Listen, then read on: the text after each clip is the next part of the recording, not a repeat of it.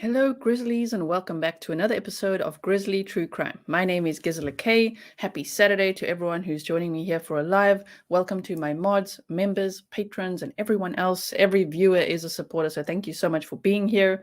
Welcome to Chris from the Monsters Under Our Bed, who also covers the Delphi case extensively. Thank you for being here as well. And hope you guys are having a good weekend. And lastly, welcome to replay watchers. You guys are very, very important and appreciated too. So thank you so much for being here. Let me know where you're watching from. And please also hit the thumbs up while we're all here. Okay, so of course, recently I went through the leaked affidavit and search warrant relating to Ron Logan in the Delphi case. And since listening to law enforcement professionals who also share their content on YouTube, like Copfax, Perry Freeman, profiler Pat Brown, and a few others, I must say, in their opinion, leaked documents are never a good thing. And I agree, because actually, when I think about what they're saying, if they find the actual killer, well, we don't want the defense to be able to say, yeah, well, look, the whole world believed that it was Ron Logan. So, like, we don't want them to use leaked documents in their defense. As curious as we all are. Okay, we've got people from all over the world. Thank you so much. Exactly, CLH. We're going to get to that today. That's the title of this video. Why I don't think Ron Logan did it, despite reading through that entire affidavit and search warrant, despite all the things we learned from it, and we were like, what? How did we miss all these red flags? I'm taking a new approach. So yes, it's presentation time, everyone, as you know. Before presentation time, I want to show you this clip quickly, which is about what does Superintendent Doug Carter and law enforcement as part of the Indiana State Police think about these leaked documents. Do they want to comment on it? So let's quickly have a look at this.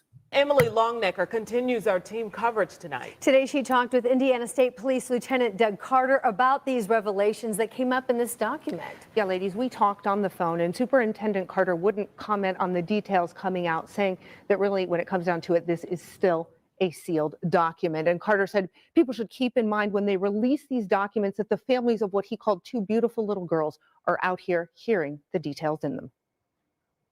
Carter said there are still things investigators know that they won't share with the public, and he urged people not to speculate on a conclusion. Carter said this investigation isn't as simple as a one-page document. He went on to say he can't wait to be able to sit down and really talk about what investigators know. We spoke with Carter in February at the 5-year mark of the girls' murders. At the time, he told us he believed the killer would be watching the interview. The documents released by the Murder Sheet podcast this week show how at one point after the girls' murders, investigators were looking at Ron Logan, the owner of the property where the girls' bodies were found. We know Logan, though, died in 2020, so it would appear from our... No. He died in January of 2022. I don't know why all the news reporters, it's like they heard it from one and then they're all repeating it. All of us that cover the Delphi case know he died in January, I believe January 24th, 2022, this year, not 2020. Okay. Okay. Our interview with Superintendent Carter this past February, when he said he believed the killer would be watching our story, that the investigation had moved past the belief that Logan was responsible. And Carter has said before that he holds himself accountable for a conclusion being reached in this case, and that eventually he will be able to speak about what investigators know. In the meantime, details of the directions that investigators took in the weeks and months following the girls' murders keep leaking out. Yeah.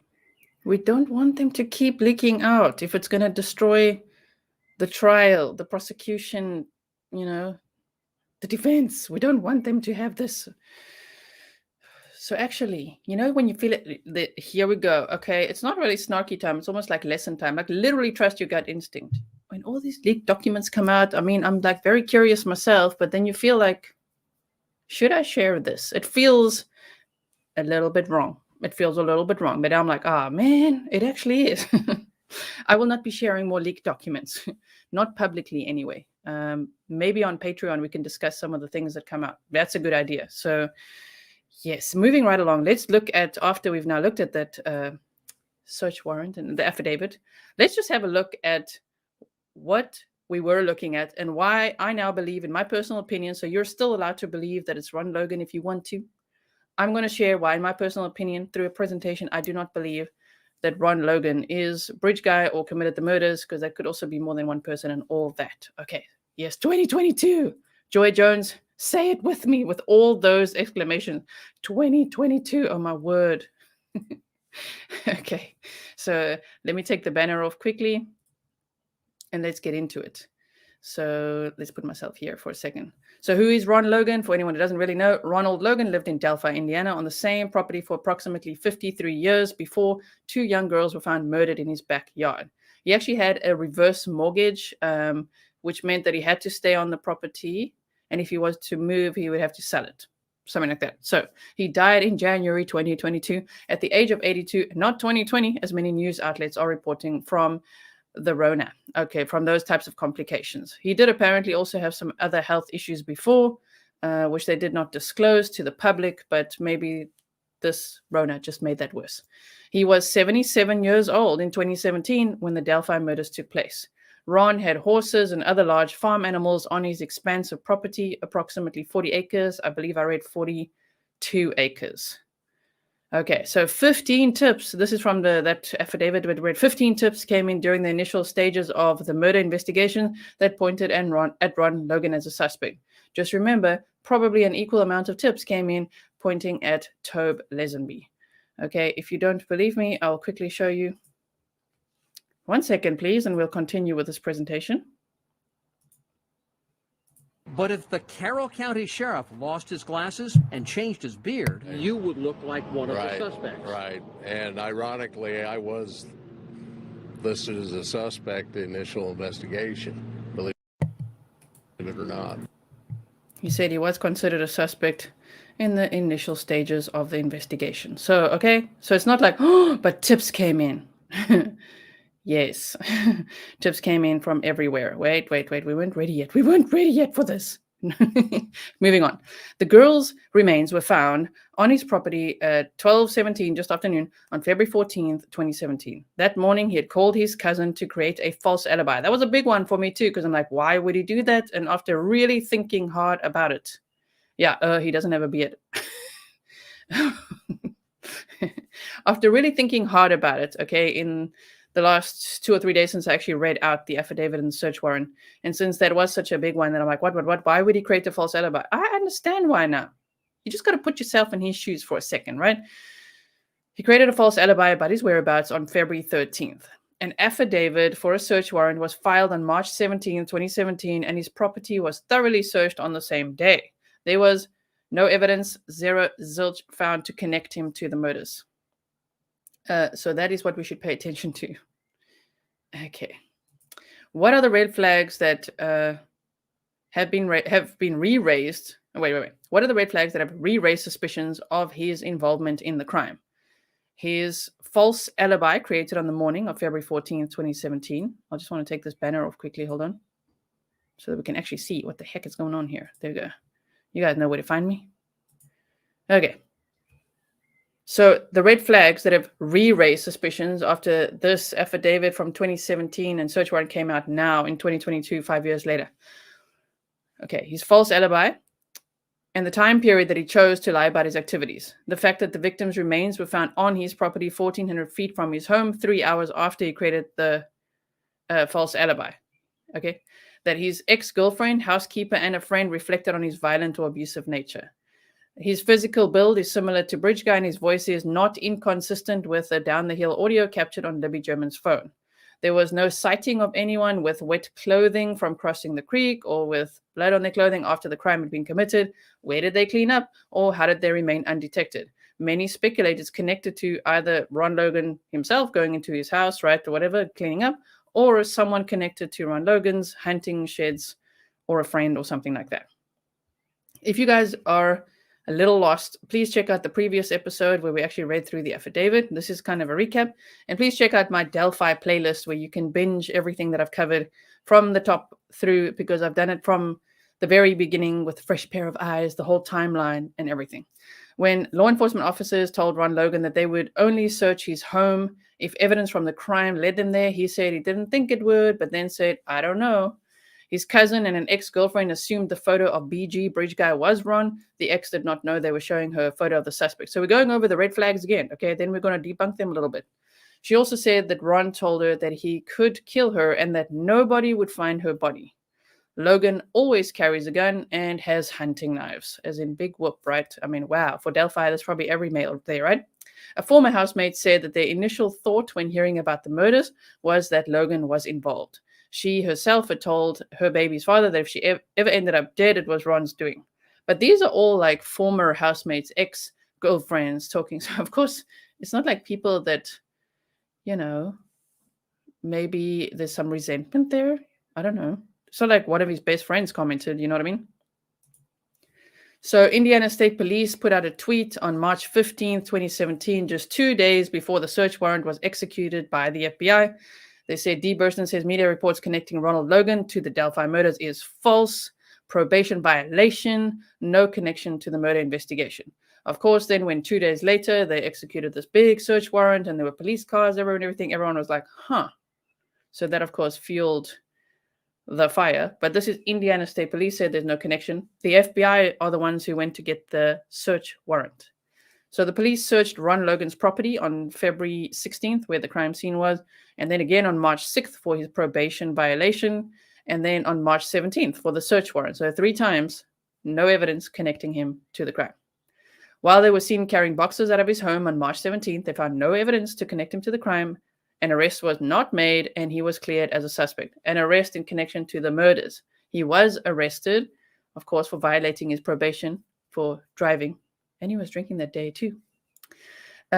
He actually said for them to get there, to all the way here with that rough territory they had to walk, you couldn't carry them in a million years or drag them or drop them off, said Logan. They had to walk.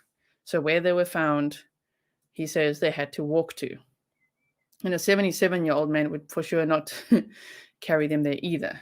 In a February 2021 interview with the Carroll County Comet, Sheriff Tobe Lesemby was asked the following question. In January 2019, you did an interview with a woman named Angela explaining that Ron Logan has been covered and not cleared. Have you been able to clear Ron Logan yet? The answer, he said, no one is truly cleared until we have the alleged responsible party in custody and formal criminal charges are filed by the prosecutor.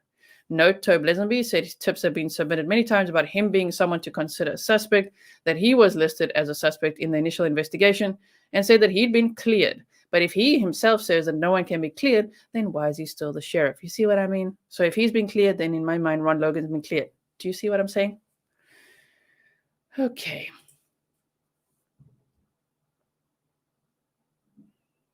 Sorry if I'm missing anything in the chat. I'm just like really focused here. In April 2017, Ron Logan was arrested for violating his DUI. They also call it an OWI in Indiana. Can't remember without driving. It's driving under the influence. Okay, for his DUI probation and sentenced to 3.5 years in prison. Note he was on probation for a 2014 charge of operating while intoxicated conviction and was found to be a habitual traffic offender.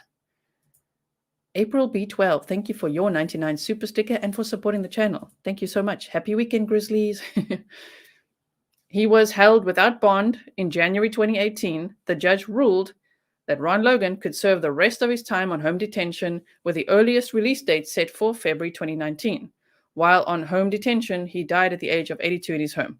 I said that the earliest release date as well, because that's what I found. I see a lot of reports say he was released in January 2018. I couldn't find that. I found that in January 2018, the judge ruled he could be released for home detention, but the earliest date was, I believe, 7th of February 2019. While on home detention, yes, he died at the age of 82. Okay, so now we go like this. So why do I not think Ron Logan is a double homicide suspect?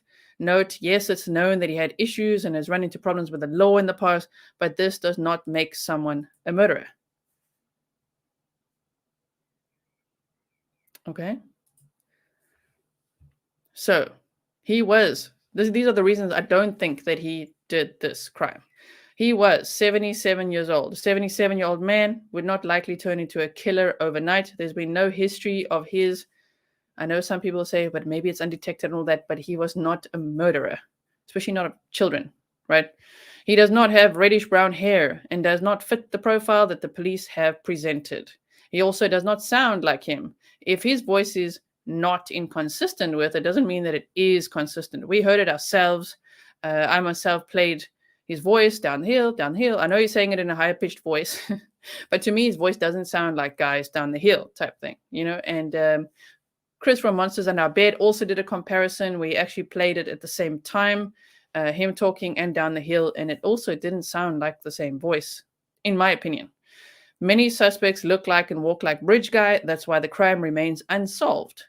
BG also doesn't look 77, right? Bridge Guy. Do you think Bridge Guy looks 77, guys?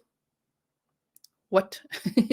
If you just think about it long and hard, as a profiler, Pat Brown says, do your due diligence. I'm like, okay. I'm thinking long and hard about this now. I'm like, wait, actually, BG really doesn't look 77.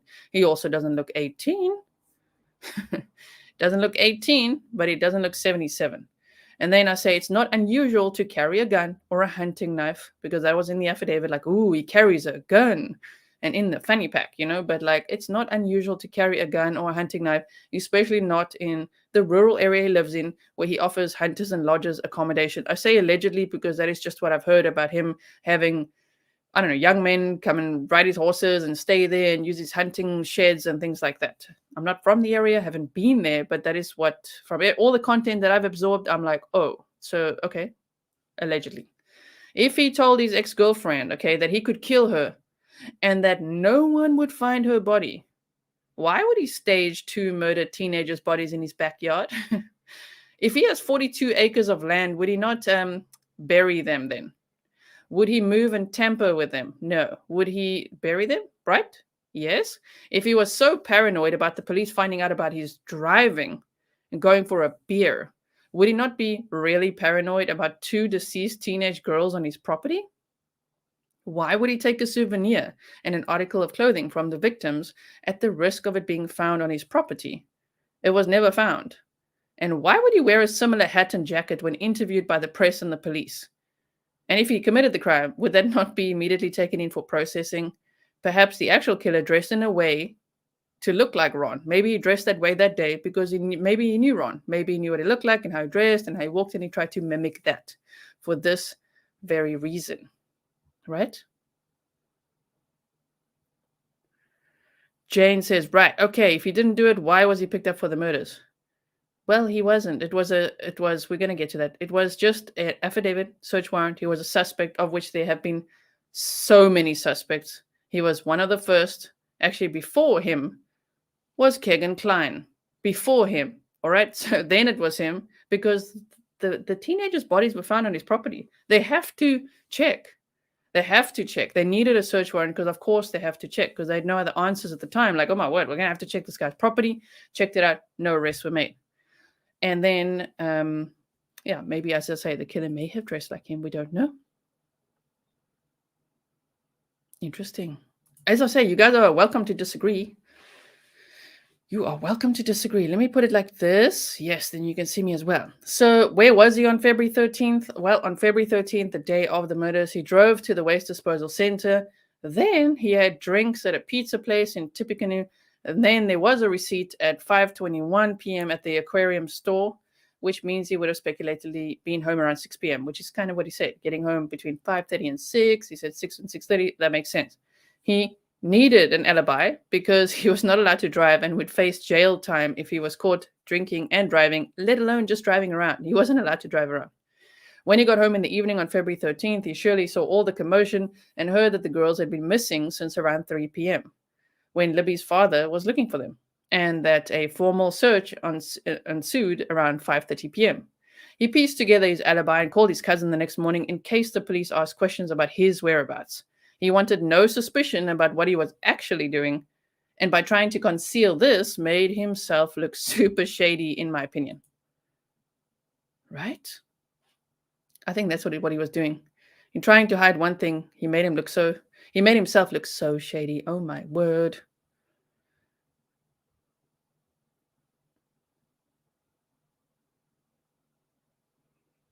Exactly. His arrest was thank you, Ange. His arrest was in violation of driving without a license. He had a history of DUI and had his license taken away.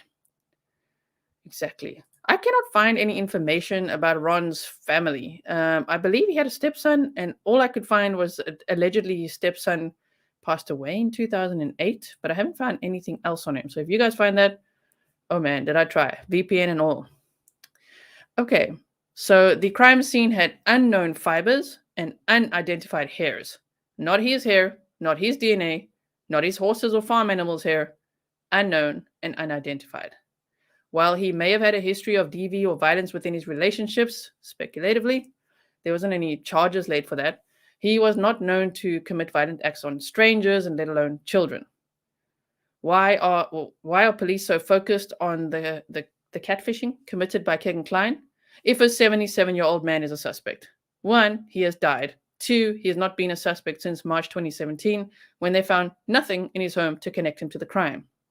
Profiler Pat Brown says, when you go for a search warrant, that's a channel, by the way, you can go check out Profiler Pat Brown. Brilliant, brilliant woman. When you go for a search warrant, you will literally drum up anything so that the judge will grant you the warrant. That's common. While everyone suspicious should be investigated and search warrants are not uncommon, it doesn't mean someone is the guilty person. You just need to do whatever you can to get the judge to grant that search warrant so you can go in there and check and double check. Former police chief and homicide detective Mr. Perry Freeman, whose channel is Cop Facts with a double X, says we must keep in mind one thing: motive. If we focus on what is the motive for killing these 2 girls, and it has to be highly organized because this person hasn't been caught. This person or people have not been caught for 5 years. So what's the motive? He says then we're going to go more in the direction of getting quality answers and going in the right direction of sharing information. And one must always ask who, what, when, where, why, and how. Yes, that's what he used to train his detectives with. Who, what, when, where, why, and how. Ask yourself that. Ask yourself that when you're asking questions about a crime. Welcome to all the new members as well. Welcome. And thank you to whoever's gifting memberships too. So there have been many more sinister and compelling suspects listed since 2017. So I thought I'd share this because I've never done this in the Delphi case, like sharing some of the suspects, because there's so many of them actually, and I've just narrowed it down to a few. So let's look at, obviously we've got Kegan Kline. There was a search warrant in 2017. Yes, like literally days after the murders. Last to communicate with Libby via social media. The Anthony Shots profile said they were supposed to meet up with Libby, but she didn't pitch up. So there's a whole lot. There's a lot. Yes, we've done map time already. Jane, please check out the playlist. We've done it at length.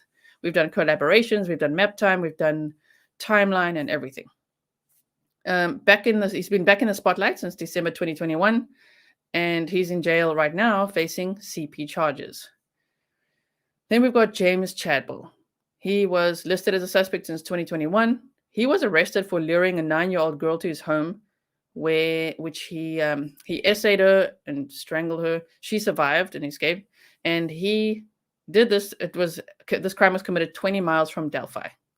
Then Thomas Bruce, a killer and former pastor, he was charged with the essay of 2 women and shooting 1 woman in November 2018 in a Catholic supply store. He also wore similar clothing to BG while committing the crime, and he's serving a life sentence in St. Louis.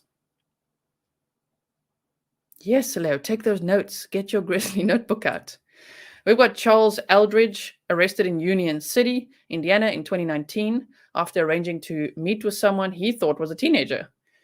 So it's kind of like Chris Hansen, like have a seat type vibes, like someone else. So it was law enforcement that's like busted. He was charged with child and then that word that I can't say. Police said they ruled him out and he did not match the updated sketch release. So that's an interesting statement, that he didn't match the updated sketch release. Then we've got John D. Miller, arrested in 2018 for the 1988 murder of an 8-year-old girl. He left notes in public places saying the killer of Tinsley would strike again. So he's been listed as a suspect too. And then Daniel Nations, registered SO. He was arrested in September 2017 in Colorado after threatening hikers with a hatchet. The way that Scott Reich spoke about this guy he said that he was listed as a suspect because Abby and Libby's what do we call it? The weapon used or whatever. It was similar in nature. So now I'm like, oh, like I don't know. I don't know if it was a hatchet or not. I'm just saying it seemed like that's why they tied him to it. A cyclist was also murdered on the trail at the time, but then police cleared him as a suspect. As Tobe Lesenby says, no one's truly cleared, but okay. They're not even himself. A quick look at a recent person of interest, Kegan Kline. This is one that's recently come back into the spotlight. We've also looked at those leaked transcripts, but I did not read them out because there's horrific things in it. So there's a trigger warning in the corner here, as you can see on my slide, because we're going to look at just a few little screenshots from the things that he said. Okay, it's graphic, it's horrible. Prepare yourself. It's bunny time. It's bunny time for trigger warning, everyone. My word, not for sounds, just for what we're going to read. The Anthony Shots profile, which he admitted to creating, communicated with Libby several times, including the night before and the day of the murders. Actually, how it's reported is right up to the last moment when she was still on her phone. Wow. He was one of the first persons of interest, and a search warrant was executed at his home in Peru, Indiana on February 25th, 2017. February 25th, guys, 2017. In 2020, he was arrested for CP and other related charges. The transcripts of his interview with the police from August 19, 2020, while he was in prison, was leaked in 2022 by the Murder Sheet podcast. On December 7, 2021, the police exposed the catfishing account Anthony Shots. I forgot the Y. The Anthony Shots. It's a typo. And asked that whoever communicated with, met, or attempted to meet up with Anthony Shots to come forward or submit tips to Abby and Libby tip at cacoshrf.com. I'm going to actually scroll that now so that you guys have it in case anyone knows anything. In April 2022, that's so recently, like last month, police asked for information from anyone who contacted a fake profile on Yubo, previously known as Yellow, also under the Anthony Shots name. We've deep dived all of that, so please check out my previous episode. Kegan's dad, Tony Kline, he's still around. Yeah, still working at Chrysler. Still, I don't know. They've got Kegan in jail. Who knows what's happening with him? Interesting, right? Now we're going to look at the screenshots, trigger warning. So these are some of the things from these leaked transcripts, just to show you. The reason I'm showing you is because I'm like, if anyone, Ron Logan is tame in comparison to this dude. They say it's on your device. He said, okay, that happened. That's probably happened to a lot of people. I know it's a bit out of context. Go read the whole thing for yourself if you want to. It's everywhere on the internet now. Anyway, so he said, okay, that happened. That's probably happened to a lot of people. It doesn't mean that. And then the interviewer said, no, that doesn't happen. And Kegan said, okay, so someone shoots someone, and then they were the person.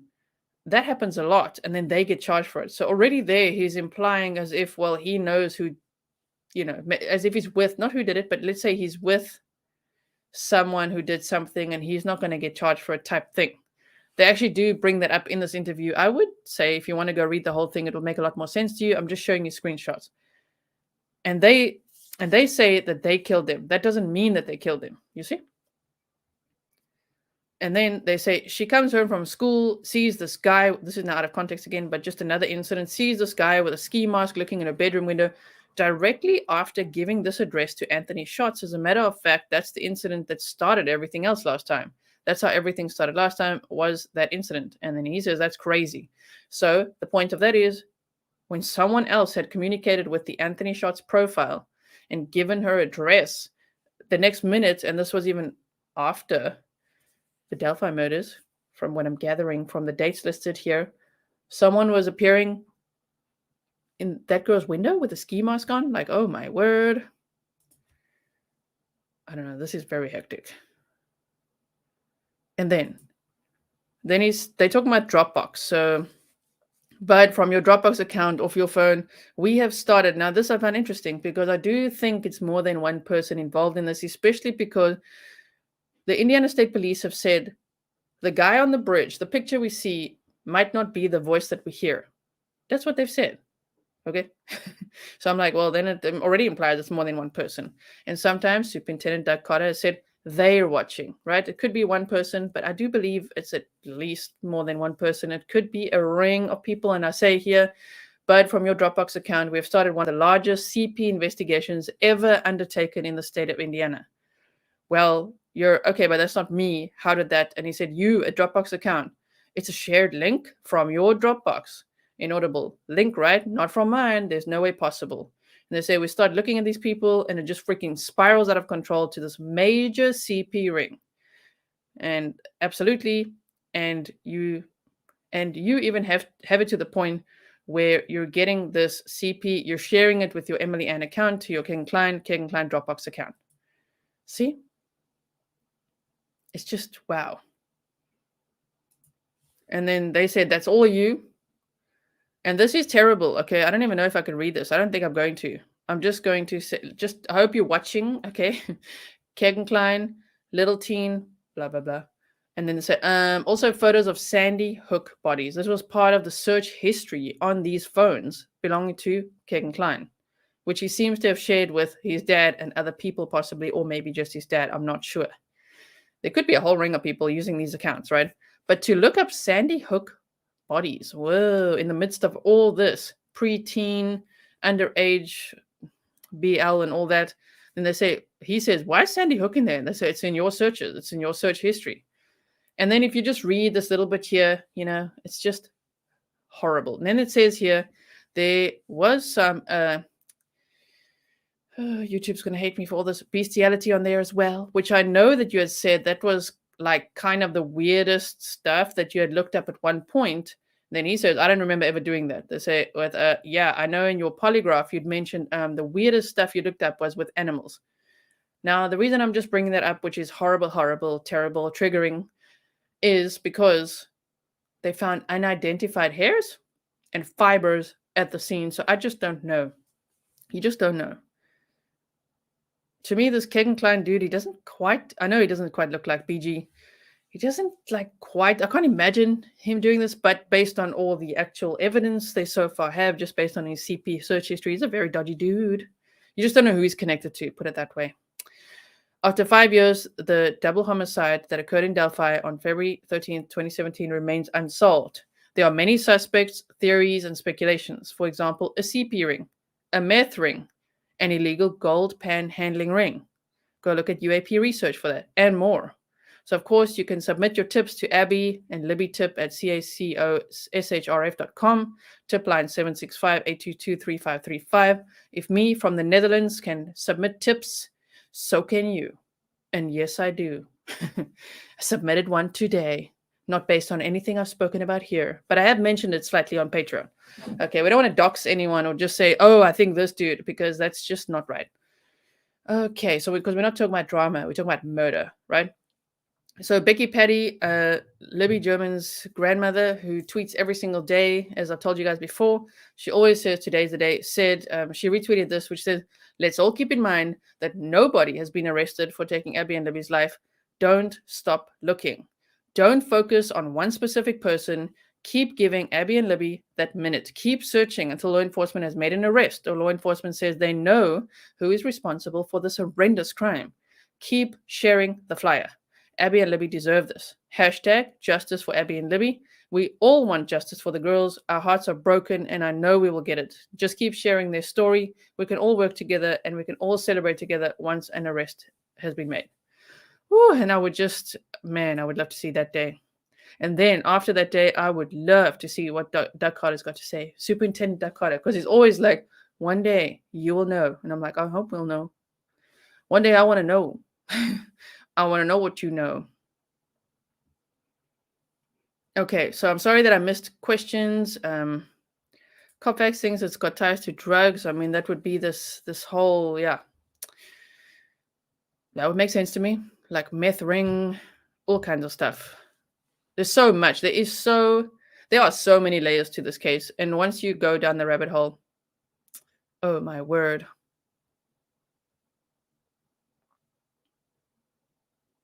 Yes. Okay. So I want to show you, remember Robert Ives? He was the chief prosecutor in Carroll County, Indiana, when Abby and Libby were murdered. And he talks about the early days of the investigation in this extended interview. So if we're going to do anything about going back, like we did, we looked at all the press conferences one by one. Okay. And so just to listen carefully, to all the words that were said and just try to make sense of it. I think rather than like, I don't know, analyzing all the leaked documents, let's look at like an interview like this and just see what he says, because it's very interesting to hear now, knowing all the things we know, right? So let's do this. And here we go. This is after he had stepped down, retired. Yes. Okay. I mean, just to, sorry. Normally it would. Let's pause him on a better look. To say there was an overwhelming amount of evidence at the scene. Wow. If you just re-listen to it, it's very interesting. Isn't it interesting, guys? Someone pointed out, what's on his pants here last time we watched this, but I think it's his literal shoe polish here. You see it? If you're a true crimer, you see it. Right? This crime. Wow. It is...